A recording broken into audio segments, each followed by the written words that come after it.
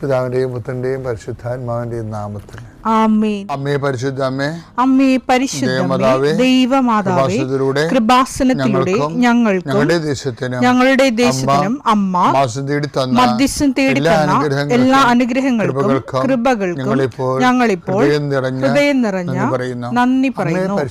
അമ്മേ പരിശുദ്ധമേ, ദൈവമാതാവേ, 2004 ഡിസംബർ 7 ഉച്ചകഴിഞ്ഞ് 2:30 കൃപാസനത്തിൽ സംഭവിച്ച അമ്മയുടെ പ്രത്യക്ഷപ്പെടലിനെക്കുറിച്ച് തിരുസഭയ്ക്ക് സമർപ്പിച്ചിരിക്കുന്ന പഠനരേഖകളുടെ മേൽ സഭാത്മകമായ പഠനം ആരംഭിക്കുവാൻ ഞങ്ങൾ പ്രാർത്ഥിക്കുന്നു. അമ്മേ പരിശുദ്ധമേ, ഭൂസ്വർലോകങ്ങളുടെ രാജ്ഞിയായ അങ്ങേയ്ക്ക് ഭൗമസംരക്ഷണത്തിനായി പ്രപഞ്ചപ്രകൃതിയെ തന്നെ തിരുസഭ പ്രതിഷ്ഠിക്കുവാൻ ഈ പ്രത്യക്ഷീകരണം വഴി ഇടയാക്കണമേ. പരിശുദ്ധമേ, ജപമാല മാതാവേ, സകല കൃപാസനം പ്രാർത്ഥനയോടും ചേർത്ത് ഞങ്ങളിപ്പോൾ പ്രാർത്ഥിക്കുന്ന ഈ കുടുംബത്തിന്റെ പ്രത്യേക നിയോഗം പറ മക്കളെ.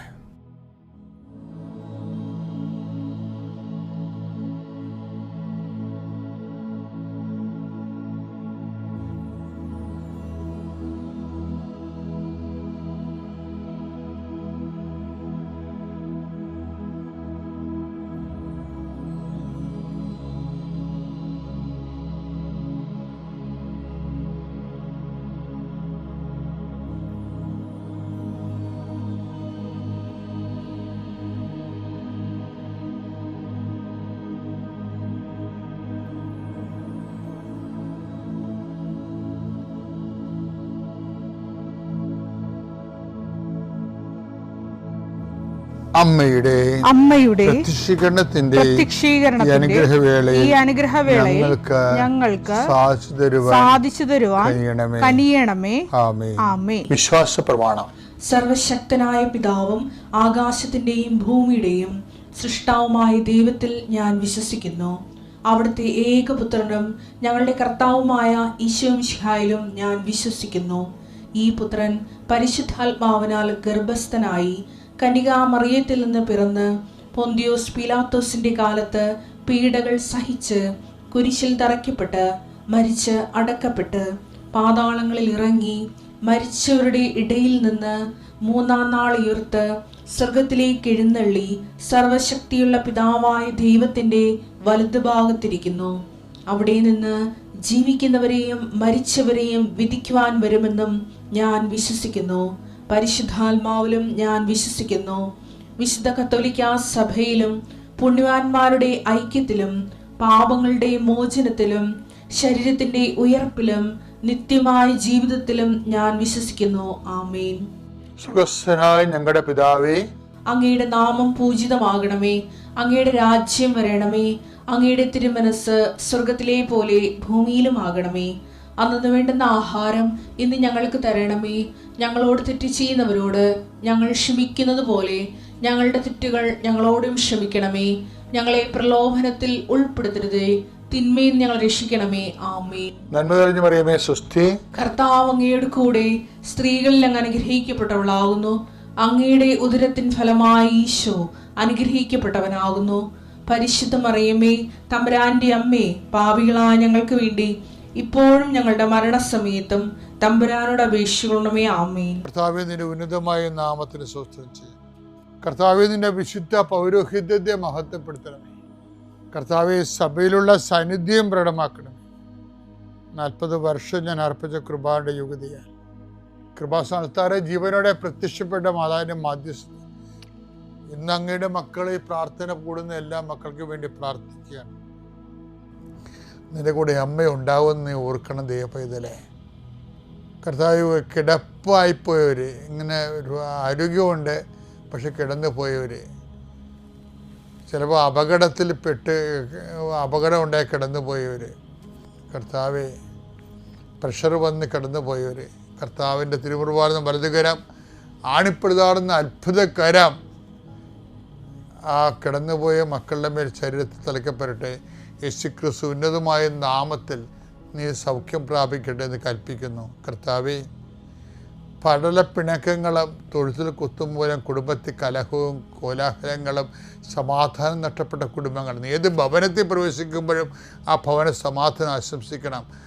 സമാധാന ദൂതൻ അവിടെ ഉണ്ടെങ്കിൽ നിൻ്റെ സമാധാനോടെ ഭരിക്കും. കർത്താവേ, അടിയൻ്റെ പ്രാർത്ഥന കൊണ്ടും അമ്മയുടെ പ്രത്യക്ഷീകരണം കൊണ്ടും കർത്താവേ, ആ കുടുംബങ്ങൾക്ക് സമാധാനം ഉണ്ടാകണമെന്ന് പ്രാർത്ഥിക്കുന്നു.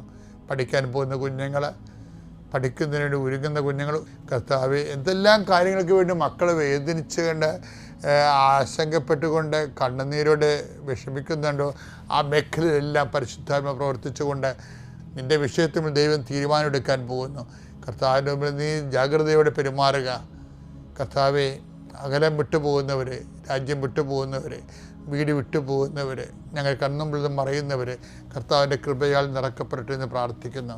എൻ്റെ കർത്താവെ, ജോലിയില്ലാത്തതിൻ്റെ പേരിൽ വിസ പുതുക്കാത്തതിൻ്റെ പേരിലും യാത്രയ്ക്ക് നാട്ടിലേക്ക് വരാൻ പറ്റാത്തതിൻ്റെ പേരിലും തിരിച്ചു പോകാൻ പറ്റാത്തതിൻ്റെ പേരിലൊക്കെ കുടുങ്ങിക്കിടക്കുന്നവർ, എൻ്റെ കർത്താവിൻ്റെതുമായ എന്തെങ്കിലും ബന്ധനങ്ങളെ ഞാൻ അർപ്പിച്ച 40 വർഷത്തെ ബലിയുടെ ശക്തിയാൽ ബന്ധിക്കുന്നു, അഴിച്ചു മാറ്റുന്നു. കർത്താവിൻ്റെ കരുണ നിന്നെ ആവശ്യിക്കുകയും നീ വിടുതൽ പ്രാപിക്കുകയും ചെയ്യട്ടെ. I command you in the name of Jesus Christ, you be healed and delivered. പിതാവും പുത്രനും പരിശുദ്ധാത്മാവിശ്വരം നീക്കും. ആമേൻ. എൻ്റെ പ്രിയപ്പെട്ടവരെ, കഴിഞ്ഞ ദിവസങ്ങളിലെ 5 വചനം എടുത്തായിരുന്നു. നമുക്കതൊന്നിലെടുക്കാം. മർക്കോസ് 1:45. എന്നാൽ അവൻ പുറത്തു ചെന്ന് വളരെ കാര്യങ്ങൾ പ്രഘോഷിക്കാനും പ്രസിദ്ധമാക്കാനും തുടങ്ങി. തന്മൂലം പിന്നീട് പട്ടണത്തിൽ പരസ്യമായി പ്രവേശിക്കാൻ യേശുവിന് സാധിച്ചില്ല. അവൻ പുറത്ത് വിജന പ്രദേശങ്ങളിൽ തങ്ങി. ജനങ്ങളാകട്ടെ എല്ലായിടങ്ങളിൽ നിന്ന് അവന്റെ അടുത്ത് വന്നുകൊണ്ടിരുന്നു. ഇതിനകത്ത് എനിക്കിഷ്ടപ്പെട്ട വചനം അറിയാം, തങ്ങി എന്നുള്ള വാക്കാണ്. ഇപ്പം നമ്മൾ കഴിഞ്ഞ ദിവസങ്ങളിൽ പറഞ്ഞത് എന്താണ്? ഒരു വഴി അടഞ്ഞെന്ന് കണ്ടാൽ, അല്ല അവിടെ കലുഷിതമാണെന്ന് കണ്ടാൽ കർത്താവ് വേറെ വഴിയെ പോകും. അതുപോലെ തന്നെയാണ് ഇപ്പോൾ ഈ ആ കുഷ്ഠരോഗി സുഖപ്പെട്ടപ്പോൾ അവരോട് പറഞ്ഞായിരുന്ന കർത്താവ്, ആരോടും ചെന്നൊന്നും പറഞ്ഞേക്കരുത് എന്ന് പറഞ്ഞായിരുന്നു. പക്ഷേ ആ അണ്ണൻ പോയി എല്ലാവരോടും പറഞ്ഞ്, അത് കാരണം യേശുവിനെ പരസ്യമായി നടക്കാൻ പറ്റുന്നതിനല്ല, യേശുവിനെ ശത്രുക്കൾ യേശുവിനെ അന്വേഷിക്കാൻ തുടങ്ങി. അപ്പോൾ ശത്രുപാളയത്തിൻ്റെ മണം വന്നപ്പോൾ യേശു എന്ത് ചെയ്ത്? പിന്നെ പ്രൊസീഡ് ചെയ്തില്ല. പിന്നെ എന്ത് ചെയ്ത്? അവൻ വിജനപ്രദേശത്ത് തങ്ങി എന്നാണ് പറയണത്. വിജനപ്രദേശം എന്ന് പറഞ്ഞാൽ എന്താണെന്ന് അറിയാമല്ലോ, അത് ഒരേ സമയം തന്നെ ദൈവസന്നിധാനമാണ്. ദൈവസന്നിധാനത്തേക്ക് അവൻ തങ്ങുകയാണ്. നമുക്ക് ചുറ്റും വിഷയങ്ങൾ കോംപ്ലിക്കേറ്റഡ് ആകുമ്പോൾ നമുക്ക് തങ്ങേണ്ടി വരും കർത്താവിൻ്റെ അടുത്ത്. പിന്നെ മുന്നോട്ട് പോകരുത്. ഇപ്പം കേസ് കൊടുക്കേണ്ട കേസാണെങ്കിലും ഇപ്പം ഞാൻ ചിലരോടൊക്കെ പറയും, കേസ് കൊടുക്കണ്ട, വരട്ടെ, വെയിറ്റ് ചെയ്യും, പ്രാർത്ഥിക്കെന്ന് പറയും. എന്താ കാര്യം? ഇപ്പോഴും നമ്മൾ ഈ കേസ് കൊടുക്കാൻ വേണ്ടി ഇങ്ങനെ വികാരം കൊണ്ട് നിൽക്കുന്ന ആൾക്കാരില്ലേ, അവരുടെ ഇപ്പോഴത്തെ വികാരമാണത്. അപ്പോൾ നമ്മൾ ആ ഒരു അരിശത്തിൽ പോയി ആറ്റിച്ചാടിക്കഴിഞ്ഞാൽ എന്ത് ചെയ്യും? പിന്നെ നമുക്ക് കുറച്ച് കഴിയുമ്പോൾ കേസ് പരിശുദ്ധാത്മാവ് പ്രവർത്തിക്കാൻ നടന്ന സമയത്ത് കേസ് പിൻവലിക്കാൻ തോന്നും. കാര്യം നമ്മൾ അറിയാതെ നമ്മുടെ വക്കീൽ തന്നെയായിരിക്കും അപ്പുറത്തെ വക്കീലും, അല്ലെങ്കിൽ നമ്മുടെ വക്കീലും നമ്മുടെ വാദിയാണെങ്കിൽ പ്രതിഭാഗം വക്കീലും ഈ നമ്മുടെ വക്കീൽ കൂടി ഒരു ക്ലാസ്സിൽ പഠിച്ച ആൾക്കാരായിരിക്കും. ഇവന്മാർ തമ്മിലുള്ള യുദ്ധമല്ലേ കോടതിയിലെ. അപ്പോൾ അവർ എന്ത് ചെയ്യും? അവർ 10 പൈസ ഇവരിൽ നിന്ന് 2 പേരിൽ നിന്ന് ഉണ്ടാക്കിയിട്ട് ആ സംഭവം അവസാനം കൊണ്ട് കോംപ്രമൈസ് ആക്കും. എന്നാൽ പിന്നെ ഇത് ആദ്യം ചെയ്യാൻ പാടില്ലേ, അത് ചെയ്താൽ അവർക്ക് കാശ് കിട്ടുക. അപ്പോൾ അതുകൊണ്ട് ചില സമയത്ത് നമ്മൾ പ്രൊസീഡ് ചെയ്യരുത്. ഇപ്പം നമ്മൾ പറയത്തില്ലേ, എല്ലാവരും പറയത്തില്ലേ, ട്രാഫിക് ലോ ഇല്ലേ, സ്റ്റോപ്പ്, ലുക്ക് ആൻഡ് പ്രൊസീഡ് എന്ന്. ട്രാഫിക് ലോ ആണത്. ഒരു റോഡ് കവർ ചെയ്യുമ്പോൾ നമ്മൾ ആദ്യം സ്റ്റോപ്പ് ചെയ്യണം. വന്ന് വരെ അങ്ങോട്ട് കയറി പോകരുത്. ചിലപ്പോൾ ഇടികൊണ്ട് ചിലപ്പോൾ ചമ്മന്തി പരുവത്തിലാവും. അത് സ്റ്റോപ്പ്, പിന്നെ എന്ത് ചെയ്യണം? ലുക്ക്, പിന്നെ എന്ത് ചെയ്യണം? പ്രൊസീഡ്. അങ്ങനെ അത് ട്രാഫിക് ലോ അല്ലേ. പക്ഷേ ബൈബിളിൽ ലോ ലുക്കില്ല. എൻ്റെ അടുത്ത് സ്റ്റോപ്പ് എന്ന് പറഞ്ഞതിന് ശേഷം പിന്നീട് പറയും ഹാൾട്ട് എന്ന് പറയും. അതാണ് തങ്ങ് എന്ന് പറയുന്നത്. Stop, halt and proceed. Halt എന്നാണ് പറയണത്, അതായത് ലുക്ക് എന്നല്ല പറയണത്. ലുക്ക് എന്ന് പറയുമ്പോൾ അങ്ങോട്ട് നോക്കി നോക്കി വണ്ടി അങ്ങനെ ചാടി പോകും, അതല്ല ഹാൾട്ട്. കാരണം നീ അങ്ങോട്ട് ചെന്നിട്ടും വലിയ കാര്യമൊന്നുമില്ല. അപ്പം നീയല്ലേ പോണത്, റോഡ് ക്രോസ് ചെയ്യണമല്ല ലക്ഷ്യം. റോഡ് ക്രോസ് ചെയ്തിട്ട് നീ എന്ത് ചെയ്യും എന്നുള്ളതാണല്ലോ ലക്ഷ്യം. റോഡ് ക്രോസ് ചെയ്യണ ഒരു മാർഗം മാത്രമല്ലേ. റോഡ് എന്തിനാണ് അപ്പുറത്ത് ചെല്ലണത്, അതല്ലേ ലക്ഷ്യം.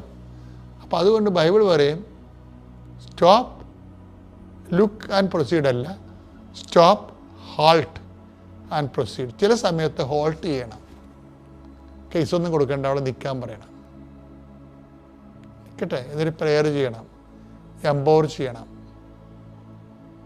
നമ്മളെ തന്നെ എംപവർ ചെയ്യണം. പിന്നെ നമ്മൾക്ക് വേണ്ടി വാദിക്കാൻ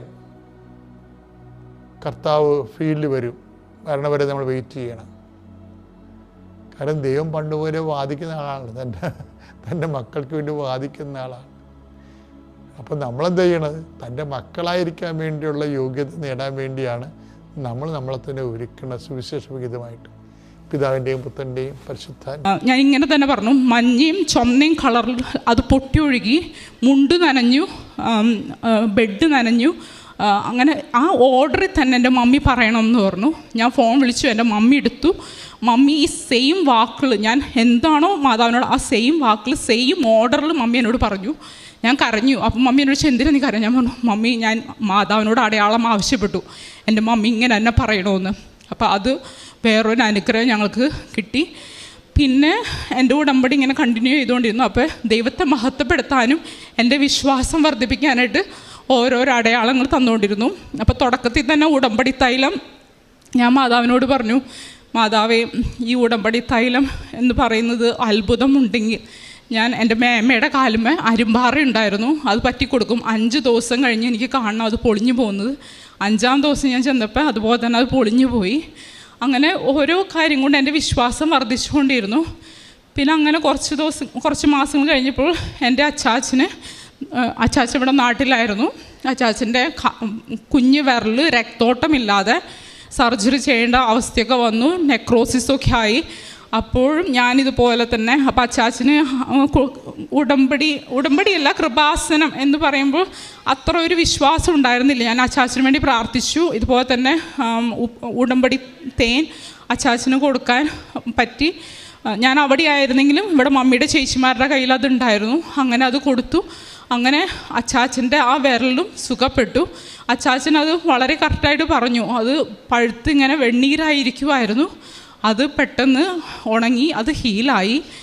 പിന്നെ ഒരു ദിവസം ഇതുപോലെ തന്നെ എൻ്റെ ഫ്രണ്ട്, അവൾക്ക് കൺസീവ് ചെയ്യാൻ ബുദ്ധിമുട്ടായിരുന്നു. അപ്പോൾ അവളെന്നെ വിളിച്ചിട്ട് പറഞ്ഞു ഞാൻ കൺസീവാണ്, പക്ഷേ എൻ്റെ കൊച്ചിന് പ്രശ്നമുണ്ട്, IUGR സസ്പെക്റ്റ് ചെയ്യുന്നു, ഡൗൺ സിൻഡ്രോം സസ്പെക്റ്റ് ചെയ്യുന്നു. അപ്പോൾ അവൾ അക്രൈസ്തവയാണ്. അപ്പോൾ ഞാൻ അവളോട് മാതാവിൻ്റെ ഇവിടുത്തെ ആരാധനയും ഇതൊക്കെ അയച്ചു കൊടുക്കും. ഞാൻ പറഞ്ഞു നീ വിശ്വസിക്കോ ഇല്ലയോ എന്ന് അറിയില്ല, ഇതാണ് ഏക സത്യദൈവം, ഞാൻ വിശ്വസിക്കുന്ന ദൈവം. അപ്പോൾ അതുകൊണ്ട് നിനക്ക് വിശ്വാസമുണ്ടെങ്കിൽ നീയും പ്രാർത്ഥിക്കണമെന്ന് പറഞ്ഞു. അപ്പോൾ അവൾ പറഞ്ഞു ഉവ്വ ഞാൻ വിശ്വസിക്കുന്നൂടി എന്ന് പറഞ്ഞു. അങ്ങനെ ഞങ്ങൾ പ്രാർത്ഥിച്ചുകൊണ്ടിരുന്ന സമയത്ത് ഒരു ദിവസം ഞങ്ങളുടെ കൊന്തയുടെ സമയത്ത് സന്തോഷത്തിൻ്റെ 3-ാം രഹസ്യം ചെല്ലുമ്പോൾ ഞങ്ങളുടെ കാനഡയിലെ ഞങ്ങളുടെ വീട്ടിൽ ചുമരുമേ നമുക്കൊരു ഷാഡോ കാണാൻ പറ്റി. അപ്പം എൻ്റെ മോൻ പെട്ടെന്ന് ആ ഷാഡോയുടെ അടുത്തേക്ക് ഓടി. അപ്പം ഞാൻ ഇങ്ങനെ തിരിഞ്ഞു നോക്കി, ഞാനും കണ്ടു. 3-ാം രഹസ്യമായിരുന്നു സന്തോഷത്തിൻ്റെ. അപ്പം ഞാൻ മാതാവേ എളിമപ്പെട്ട് പ്രാർത്ഥിക്കാൻ ഞങ്ങൾക്ക് കഴിയണേന്ന് നിയോഗം വെച്ച് പെട്ടെന്ന് ഞാൻ കണ്ടു ആ ഷാഡോ ഒരു ഫ്രോക്ക് ഇട്ട പ്രഗ്നൻറ്റ് ലേഡി ആയിരുന്നു, മാതാവിനെ പോലെ ശരിക്കും അരക്കി കെട്ടൊക്കെ ഉണ്ടായിരുന്നു. അപ്പോൾ എൻ്റെ മോൻ ഇംഗ്ലീഷും മലയാളം കൂട്ടിക്കളത്തി പറയുള്ളൂ. അപ്പോൾ ഷാഡോ കണ്ടപ്പോൾ എൻ്റെ മോൻ പെട്ടെന്ന് പറഞ്ഞു മോൺസ്റ്റർ അമ്മ എന്ന് പറഞ്ഞ് അവൻ തിരിഞ്ഞ് പെട്ടെന്ന് ഓടി.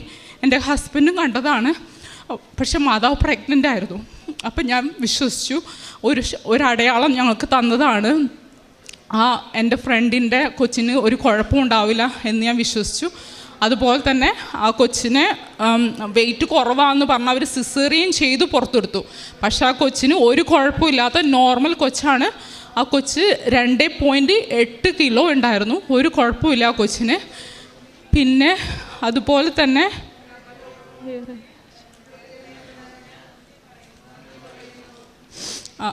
തന്നെ ഏപ്രിൽ തൊട്ട് സെപ്റ്റംബർ വരെ എൻ്റെ ഹസ്ബൻഡിന് വയറിന് അസുഖമായിരുന്നു. അതായത് വയറ്റിൽ എന്തായിരുന്നു പ്രശ്നമെന്ന് നമുക്കറിയില്ല. പക്ഷേ ഛർദിയും വയറിളക്കവും കാരണം ആൾ ഭയങ്കര ടയേർഡാവും. 3 ദിവസം 4 ദിവസം കഴിയുമ്പോൾ ഒത്തിരി ഡീഹൈഡ്രേറ്റഡ് ആയിട്ട് ഒരുമാതിരി ഇങ്ങനെ തീരെ അവശതയാവും. അപ്പോൾ എനിക്കാണെങ്കിൽ എന്താണെന്ന് അറിയുന്നില്ല. ഹോസ്പിറ്റലിൽ പോയി CT ചെയ്തപ്പോൾ അവർ പറഞ്ഞു തടിപ്പുണ്ട്, ഇൻറ്റസ്റ്റൈനിൽ തടിപ്പുണ്ട്, പ്ലസ് ബ്ലഡ് വാല്യൂസ് എല്ലാം കൂടുതലാണ്. അപ്പോൾ സസ്പെക്റ്റ് ചെയ്യുന്നത് C ആണ്, ക്യാൻസർ എന്നുള്ള രീതിക്ക് ഒരു തടിപ്പുള്ളത് കൊണ്ട്. അപ്പോൾ എനിക്ക് ഉടമ്പടി എടുത്തിട്ടുള്ളത് കൊണ്ട് എനിക്ക് പേടിയില്ല. പലരും എന്നോട് ചോദിച്ചു നീ പേടിച്ചോ ബയോപ്സിയൊക്കെ ചെയ്തപ്പോൾ? ഞാൻ പറഞ്ഞു ഞാൻ പേടിച്ചില്ല, കാരണം ഞാൻ ഉടമ്പടിയിലിരിക്കുവാണല്ലോ. പക്ഷേ എൻ്റെ വിഷമം എൻ്റെ ഹസ്ബൻഡ് ഇതെല്ലാം എങ്ങനെ ടോളറേറ്റ് ചെയ്യും എങ്ങനെയായിരുന്നു. പക്ഷേ ബയോപ്സിയുടെ റിസൾട്ട് വന്നപ്പോൾ ഞാനൊരു നേഴ്സാണ്, എനിക്കറിയില്ല ഏപ്രിൽ തൊട്ട് സെപ്റ്റംബർ വരെ ഫുഡ് പാർട്ടിക്കിളായിരുന്നു എന്നാണ് റിസൾട്ട് വന്ന ബയോപ്സിയുടെ. പിന്നെ ബ്ലഡ് വാല്യൂസ് എല്ലാം നോർമലായി. അങ്ങനെ ഞങ്ങളിവിടെ ഇവിടെ വരും എന്ന് കഴിഞ്ഞ് ജനുവരി 28 തൊട്ട് മാതാവിനോട് പ്രാർത്ഥിക്കുന്ന 2024 ജനുവരി 28 മുമ്പ് മാതാവേ ഞങ്ങളിവിടെ വരുത്തണേ എന്ന് അങ്ങനെ പ്രാർത്ഥിച്ച സമയത്ത് ഞങ്ങൾ ജനുവരി 11 ടിക്കറ്റ് എടുക്കാതിരിക്കുമായിരുന്നു. ഹസ്ബൻഡിന് ആ സിംറ്റംസ് പിന്നെയും വന്നു. കുറച്ചുകൂടി മോശമായിരുന്നു അവസ്ഥ. അപ്പം ഞങ്ങൾ തീരുമാനിച്ചു വരുന്നില്ല, ടിക്കറ്റ് എടുക്കുന്നില്ല, കൃപാസനത്തിൽ എന്നാൽ പിന്നെ പോകാമെന്ന് വെച്ചു. പെട്ടെന്ന് എനിക്ക് തോന്നാണ് ഞാൻ മാതാവിനോട് പ്രാർത്ഥിച്ചത് പരിശുദ്ധാത്മാവിൻ്റെ അഭിഷേകമുള്ള സാക്ഷ്യം പറയാൻ ജനുവരി 28 മുമ്പ് ഇവിടെ വന്ന് നിൽക്കണേ എന്നാണ്. അപ്പോൾ എനിക്ക് മനസ്സിലായി അതൊരു തടസ്സമാണ്. ഞങ്ങൾ വേഗം ടിക്കറ്റ് ബുക്ക് ചെയ്തു. ജനുവരി 11 ടിക്കറ്റ് ബുക്ക് ചെയ്തു. ബ്ലഡ് വർക്ക് ചെയ്തപ്പോൾ ആ കൂടിയിരുന്ന ബ്ലഡ് വാല്യൂസ് എല്ലാം താഴത്തേക്ക് പോയി. ഞാനൊരു നേഴ്സാണ്, ഡോക്ടേഴ്സിനും അതായത് ബിലിറുബിൻ, ക്രിയാറ്റിൻ അതൊക്കെ ഭയങ്കരമായിട്ട് കൂടിയിരിക്കുമായിരുന്നു. അതെല്ലാം താഴത്തേക്ക് പോന്നു. ഞങ്ങൾ ഇന്ന് ലാൻഡ് ചെയ്തോളൂ, നെടുമ്പാശ്ശേരി എയർപോർട്ടിൽ ലാൻഡ് ചെയ്ത് ജസ്റ്റ് ഫ്രഷായി ഞങ്ങൾ നേരെ ഇവിടെ വന്നു.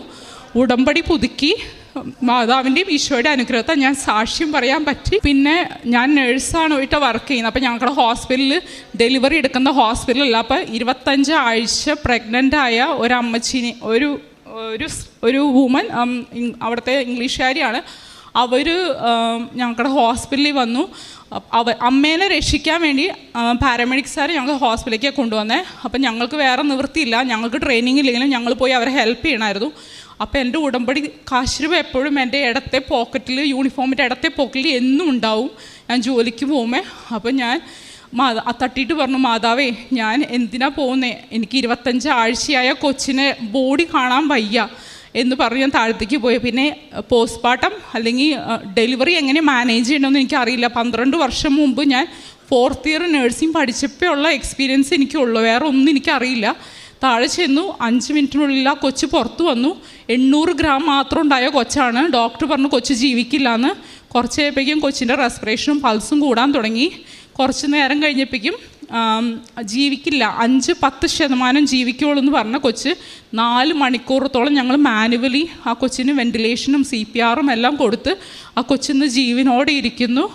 അങ്ങനെ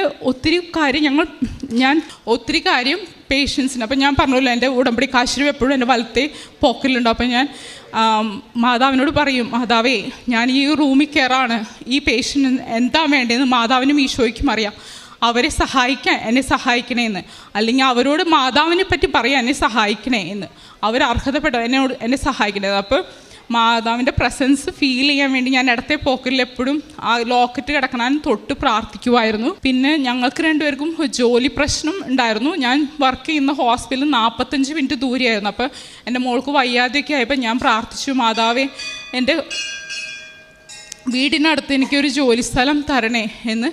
അങ്ങനെ എനിക്ക് വീടിനടുത്ത് ജോലി സ്ഥലം തന്നു. അതുപോലെ തന്നെ ഞാനും ഹസ്ബൻഡും ഒരിക്കലും ഞങ്ങൾക്ക് മൂത്ത ആളുണ്ടായപ്പോൾ ഒരിക്കലും ഒന്നിച്ച് ജോലി ചെയ്യാൻ പറ്റിയിട്ടില്ല. ഒരിക്കലും ഞങ്ങൾ കാനഡയിൽ ഞാൻ പോയിട്ട് 12 വർഷമായി.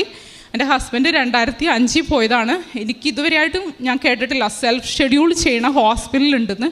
ഞാൻ ഇൻ്റർവ്യൂവിന് ചെന്നു, അവരെന്നോട് പറയാണ് സെൽഫ് ഷെഡ്യൂളിംഗ് ആണെന്ന്. അപ്പോൾ ഉടമ്പടി എടുത്തതിന് ശേഷം ഞാൻ അത്രയും സ്നേഹത്തോടെ, മാതാവിനോടുള്ള സ്നേഹത്തോടെയും ഈശോയുള്ള സ്നേഹത്തോടെയും ദിവ്യകാരുണ്യത്തിൻ്റെ സ്നേഹത്തോടെ ഞാൻ പറയുന്നു, ഒറ്റ ഞായറാഴ്ചയും കുർബാന മുടക്കാതെ എനിക്ക് ജോലിക്ക്, അതായത് ഇത്രയും നാൾ ഞാൻ പോയിക്കൊണ്ടിരുന്ന ജോലി പാർട്ട് ടൈം ആയാലും ഫുൾ ടൈം ആയാലും നമ്മൾ മാസത്തിൽ 2 ഞായറാഴ്ച വർക്ക് ചെയ്യണം, അത് മസ്റ്റാണ്. പക്ഷേ കഴിഞ്ഞ 1 വർഷമായിട്ട് സെൽഫ് ഷെഡ്യൂളിംഗ് ആണ്, അതായത് ഞാനാണ് തീരുമാനിക്കുന്നത് എൻ്റെ ഷെഡ്യൂൾ. ഒറ്റ ഞായറാഴ്ച എനിക്ക് കുർബാന മുടക്കേണ്ട വന്നിട്ടില്ല. അങ്ങനെ ഒരു അനുഗ്രഹം കൂടി ഞങ്ങൾക്ക് 2 പേർക്കും ജോലിയുടെ കാര്യത്തിലും മാതാവ് തന്നു. പിന്നെ കുറച്ച് ഹെൽത്ത് ഇഷ്യൂസ് ഉണ്ടായിരുന്നു, പൈൽസിൻ്റെയും മൈഗ്രെയിൻ്റെയൊക്കെ വർഷങ്ങളായിട്ട് എനിക്കുള്ളതാണ്. എൻ്റെ അതായത് ഒരു 11 വർഷമൊക്കെ ആയിട്ട് എനിക്കുള്ളതാണ്. അതൊക്കെ എപ്പോഴും ഞാൻ അറിയാതെ തന്നെ അതൊക്കെ മാറിപ്പോയി. പിന്നെ ഞാൻ നേരത്തെ പറഞ്ഞല്ലോ, ജനുവരി 28 മുമ്പ് ഇവിടെ വന്ന് നിൽക്കണമെന്ന് മാതാവിനോട് 1 വർഷമായിട്ട് ഞാൻ പ്രാർത്ഥിക്കുന്നതാണ്. അപ്പോൾ എനിക്ക് ഒത്തിരി തടസ്സങ്ങളുണ്ടായിരുന്നു. ടിക്കറ്റ് എടുക്കാൻ എനിക്ക് വെക്കേഷൻ ഉണ്ടായില്ല. അപ്പോൾ അങ്ങനെ ഓരോ തടസ്സങ്ങളും മാറ്റി വന്നു.